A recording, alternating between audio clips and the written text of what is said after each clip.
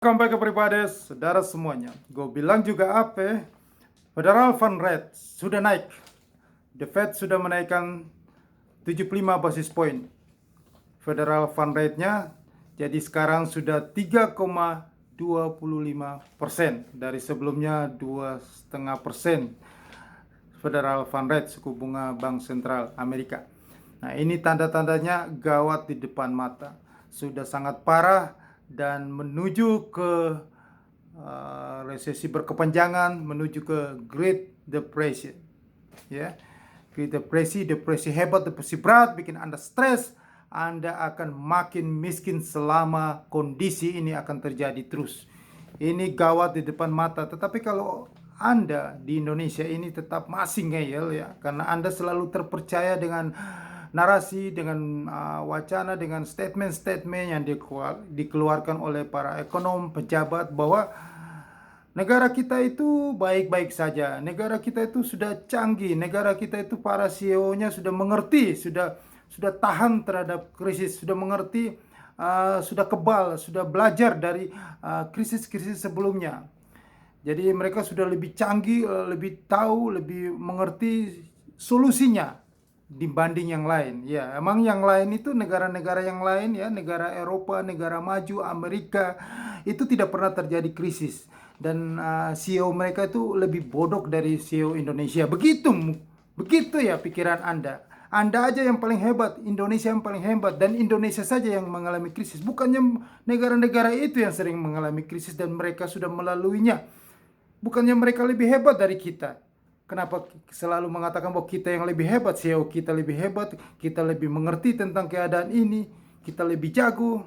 Nah, itulah bahasa-bahasa, statement-statement yang selalu, janganlah rakyat kita itu dibodoh-bodohi, diberikan nina bobo terus dengan kata-kata, merangkai kata-kata yang nyaman-nyaman sehingga mereka itu tidak tahu bahwa bahaya sudah depan. Saya sudah selalu mengatakan bahwa 50 cm lagi jurang di ekonomi Indonesia. Tetapi selalu yang terjadi di beritanya, cadangan devisa kita itu banyak sekali, cukup untuk intervensi. Ya, ekonomi kita itu bagus, ekspor kita masih bagus, penerimaan negara masih bagus.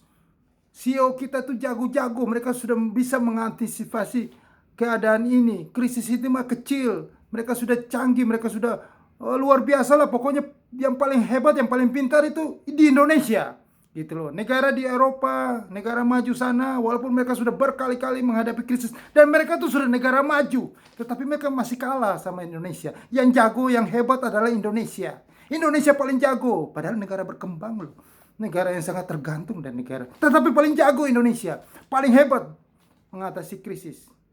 Dan negara kita pasti dibutuhkan, investasi pasti datang di sini semuanya. Begitulah. Rakyat kita itu dikasih konsumsi berita-berita yang nina bobo, yang membuat kasihan mereka. Rakyat banyak itu percaya dengan Anda, dan Anda membodohi mereka. Tidak tahu bahwa krisis sudah di depan mata. Mereka tidak tahu karena Anda selalu mengatakan cadangan devisa kita banyak. Jadi Bank Sentral Indonesia sanggup untuk mengintervensi, menjaga itu nilai tukar rupiah kita sehingga tidak jebol. Ya, sehingga yang saya katakan Oktober 18.000 itu tidak terjadi dan akan tidak terjadi, paling 15.000 turun lagi. Begitu selalu. Karena perusahaan-perusahaan kita tidak mengalami kebangkrutan. Tidak ada inflasi tinggi di Indonesia, semuanya terkendali. Selalu bahasa itu dari zaman pemerintahan Soeharto sampai sekarang. Itu sudah seperti budaya. Dari masa ke masa tidak berubah kata-kata itu terus. Manis, manis, manis terus. Tidak mau beritakan apa yang sebenarnya, fakta yang sebenarnya. Entah mereka itu tahu atau mereka tidak tahu bahwa bahaya di depan itu sudah terjadi. Jika mereka tidak tahu bahwa bahaya di depan terjadi, itu sungguh keterlaluan. Sungguh, masakan saya lebih tahu dari mereka. Ya, logikanya nggak ada sama sekali. Federal Fund Rate sudah naik, ya, sudah 3,25%. Dan dalam tahun 2022 ini masih ada 2 kali lagi meeting the Fed, ya, di tanggal 2 November nanti dan nanti di tanggal 13 Desember. Itu ada meeting Federal Open Market Community, ya, Dewan Gubernur di antara negara-negara bagian di Amerika Serikat untuk memutuskan naiknya suku bunga. Dan inflasi ini tidak turun. Sudah target inflasi itu, suku bunga akan stop naik, Federal Fund Rate itu, kalau inflasi sudah bertengger di 2%. Sedangkan inflasi ini masih 8%. Belum tentu di bulan ini, September ini yang nanti sampai Oktober nanti bulan Oktober diumumin inflasi Amerika Serikat itu sudah turun di bawah 8%, itu belum tentu. Bahkan bisa lebih naik. Dan nanti tanggal 2 November itu suku bunga akan naik lebih tinggi lagi. Mungkin 75 basis point lagi, jadi 4%. Itu pada bulan November jadi 4%, dan bulan Desember, 13 Desember itu meeting itu naik lagi entah 25 basis point atau 50 basis point. Jadi 4,5% tahun ini. Bank Sentral Amerika Federal Fund Rate naik 4,5%, itu prediksi saya. Dan itu angka yang sudah sangat tinggi sekali. Itu otomatis secara logika ekonomi, maka capital outflow itu akan keluar ke Indonesia. Jika angka sudah tinggi itu, surat utang Treasury Bills Amerika Serikat itu akan sangat tinggi sekali, di atas 4%. Dan itu sangat menarik, sangat menguntungkan sekali. Lebih baik orang investasi di dalam Treasury Bills Amerika daripada negara Indonesia atau negara lain. Itu secara logika, karena Amerika adalah negara yang paling kaya di dunia, negara yang paling aman di dunia. Itu adalah safe haven. Orang lebih percaya Amerika daripada Indonesia. Jadi Anda harus mengerti ini dasarnya. Jangan Anda selalu mengatakan bahwa kita bank sentral itu. Jadi begini, nasib Anda, uang Anda, kekayaan Anda, hidup Anda, Anda lah yang menyelamatkan. Tidak bisa diserahkan kepada orang lain atau kepada pemerintah. Karena pemerintah pun tidak bisa. Di dalam kondisi global yang seperti ini, Anda bisa buktikan sendiri. Banyak sekali negara-negara berkembang sudah kolaps. Inflasinya sudah tinggi luar biasa. Sudah sampai ke Argentina di Amerika Latin. Ini akan menjalar ke semua negara. Dan kita ini sudah mulai. Anda cek ke supermarket, ke toko-toko. Ya, barang itu naik itu setiap bulan. Berubah-berubah. Dikit-dikit. Jadi Anda tuh nggak sadar bahwa harga barang itu sudah naik. Tanpa Anda sadar, naiknya bukan drastis, dia naiknya berubahnya pelan-pelan. Dan mereka akan menaikkan terus setiap minggu, mungkin setiap minggu atau setiap bulan. Dan akan meledak nanti. Ya, di akhir tahun harga sudah gila-gilaan, pada saat perayaan agama besar, harga barang akan melonjak tajam. Dan itu Anda akan sangat menderita sekali, saya katakan. Anda jangan terlalu nina bobo, jangan lihat itu Bursa Efek Indonesia, indeks harga saham yang bandel itu. Itu Anda dibodoh-bodohin, dimain-mainin sama bandar. Dia sekali bandar tarik keluar, itu bisa 10% loh anjloknya. 7% lah, sekitar begitu. Tetapi tiap hari akan turun terus, habis Anda. Habis. Saya kasih tahu itu. Ini sejarah selalu di dunia ini. Hukum alamnya adalah sejarah berulang terus. Seperti Anda bangun pagi, Anda selalu melihat matahari di pagi hari, dan sore hari pasti matahari terbenam. Seperti itu. Sejarah itu akan berulang seperti itu di hukum alam. Dan kondisi ekonomi selalu seperti itu saja, berulang terus. Ini saya kasih peringatan kepada Anda. Tetapi kalau Anda tidak mau dengar, itu urusan Anda. Saya hanya mau menyelamatkan Anda. Satu jalan adalah cuma tidak boleh serahkan hidup Anda, nasib Anda ke pemerintah. Pemerintah hanya sanggup memberikan Anda yang warga miskin itu bantuan langsung tunai itu 600.000, itu pun dalam 2 atau 3 bulan. Itu sangat-sangat kecil, tidak ada artinya bagi Anda. Bantuan apa lagi yang bisa pemerintah berikan? Lapangan kerja. Bagaimana bisa ada lapangan kerja yang muncul di kondisi itu? Semuanya tergantung demand supply. Di kondisi permintaan yang menurun begini, kondisi ekonomi dunia yang menurun begini, adakah lapangan kerja baru? Logika pasti tidak ada. Dan tidak ada lagi yang mau menerima lapangan kerja baru, karyawan baru, justru mau di PHK, dikurang-kurangi justru. Nah, inilah tugas pemerintah membantu Anda adalah menciptakan lapangan kerja. Terus Anda berharap pemerintah lobby terus di luar terus. Kemarin Bapak Luhut sudah opening bell di bursa New York Stock Exchange. Itu lobby yang dilakukan terus. Tidak ada foreign direct investment akan masuk di kondisi negara-negara maju itu lagi susah. Itu logika. Uang itu semakin likuiditas itu semakin mengering. Jadi tidak ada yang dikatakan FDI akan masuk ke Indonesia membantu lapangan kerja. Jadi Anda berpikir secara ekonomi, jangan terlalu berpikir mendengar kata-kata manis itu menyesat. Kata manis itu tidak memberikan Anda itu solusi, hanya menenangkan Anda, tetapi Anda tidak sadar Anda semakin tenggelam dimakan inflasi yang akan terjadi ini. Anda harus berpikir hanya di konten saya, di konten Roh TV inilah yang bisa memberikan edukasi yang apa adanya, benar-benar tidak ada tidak ada pesan-pesan sponsor di sini. Ini benar-benar membantu Anda karena saya sendiri sama mau sama-sama kita selamat dari kondisi seperti ini. Yang jelas adalah yang bisa menyelamatkan Anda adalah Anda harus melindungi aset Anda. Lindungi aset Anda di mana? Adalah di US dollars. Karena US dollar lah tujuan semua orang di dunia. Mau orang dari paling kaya di seluruh dunia, menengah sampai ke bawah pun pasti menyelamatkan uangnya ke dalam US dollar. Kalau sekarang rupiah kita dibanding mata uang di luar sana, negara Eropa, negara Amerika, negara-negara maju, negara-negara Jepang yang sudah dalam banget, sudah 144 dolar yen ya, luar biasa. Saya ingat 1998 itu terendahnya 146, sudah mendekati ya. Sedangkan rupiah kita masih di 15.000. Tunggu saatnya. Rupiah itu kalau sudah kena kepanikan jatuhnya itu nggak seperti yang sekarang naiknya 50 poin, 10, nggak ada. 1.000 bisa dalam seminggu. Itu pengalaman yang terjadi. Jadi kalau Anda tidak mengambil momen ya, peluang sekarang ini, Anda mengganti tabungan Anda dengan US dollars, maka Anda akan tambah makin miskin ya, termakan inflasi. Yang perlu Anda tahu bahwa krisis pangan itu akan terjadi. Rupiah kita akan melemah, kita akan membeli bahan-bahan makanan karena kita itu kekurangan bahan makanan ini. Bahan makanan ini kita masih mengimpor dari luar. Beras aja kita masih mengimpor. Ya, bayangin aja, makanan pokok nomor 1 penduduk Indonesia itu masih mengimpor beras.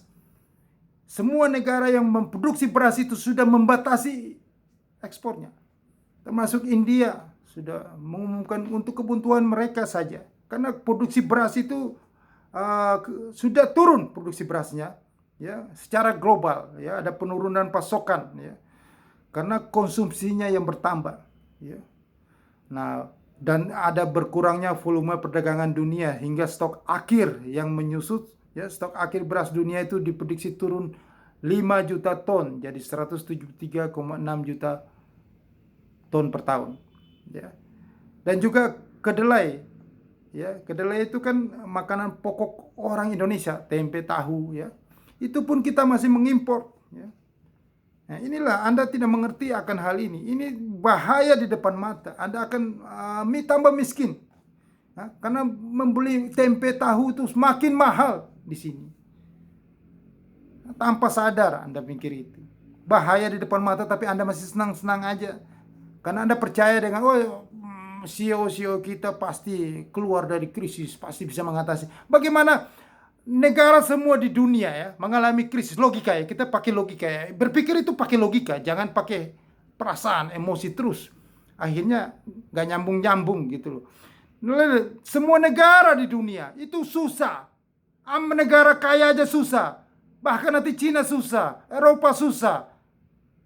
Negara berkembang banyak bangkrut. Terus kita enggak, kita sendiri hebat. Itu logika dari mana gitu loh. Manusia planet kali yang berpikir kayak begitu. Kita kok nggak ada kena dampaknya. Emang negara kita ini mampu. Orang kita aja nggak mampu belanja-belanja, perlu BLT, Mau jual kemana kita? Dalam negeri aja nggak mampu. Maka disitulah banyak perusahaan-perusahaan akan bangkrut, akan PHK. Sekarang PHK, pemerintah buka lapangan kerja. Bagaimana pemerintah buka lapangan kerja?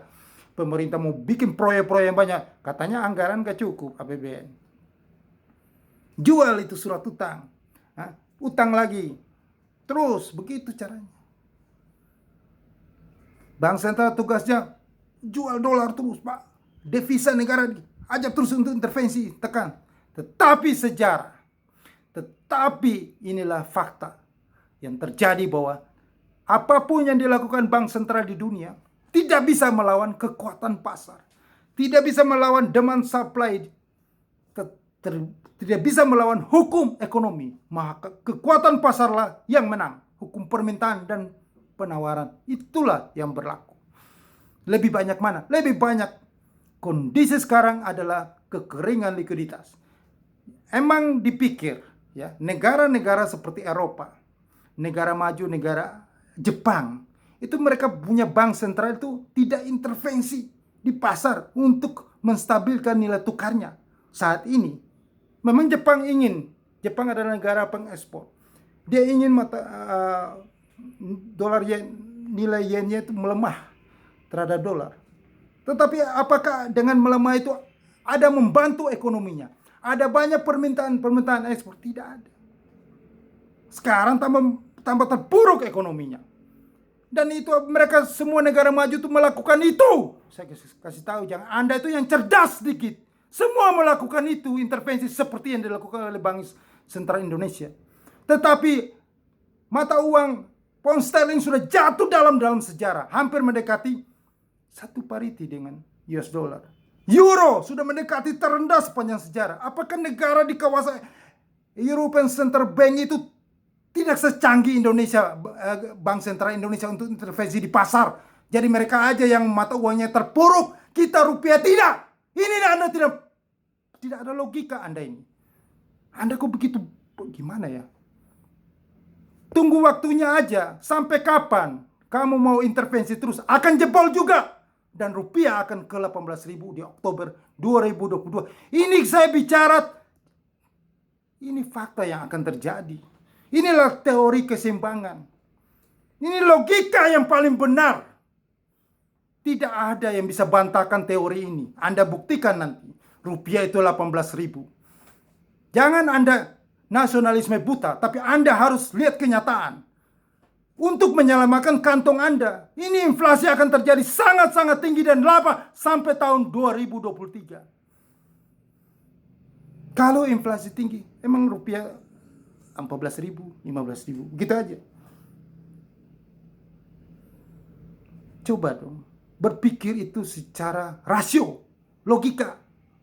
Inilah channel Roh TV hadir untuk memberikan Anda kecerdasan berlogika. Jadi membantu kecerdasan bangsa di sini, bukan memundurkan Anda. Kalau channel lain bicara tentang apalah segala macam yang selalu bikin Anda itu bukan tambah cerdas, tetapi yang adalah membenci dolar lah, membenci Amerika lah. Padahal ya Anda tidak mengerti keadaan ini sebenarnya. Kondisi global itu seperti apa. Ya itu saya katakan, krisis pangan ini adalah ancaman terbesar. Ya tadi bicara beras, kedelai, jagung itu juga produksinya, pasokannya sudah menurun ya. Karena kenaikan, jadi stok-stok jagung itu akan berkurang ya. Susut 2,1 juta ton ya. Jadi di tahun ini ya.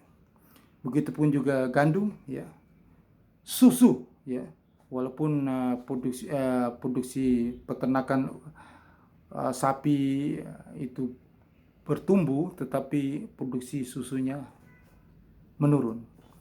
Nah inilah kondisi yang bakal terjadi. Ya. Nah, yang Anda harus menyelamatkan diri Anda sendiri, yaitu Anda investasi dalam US dollar.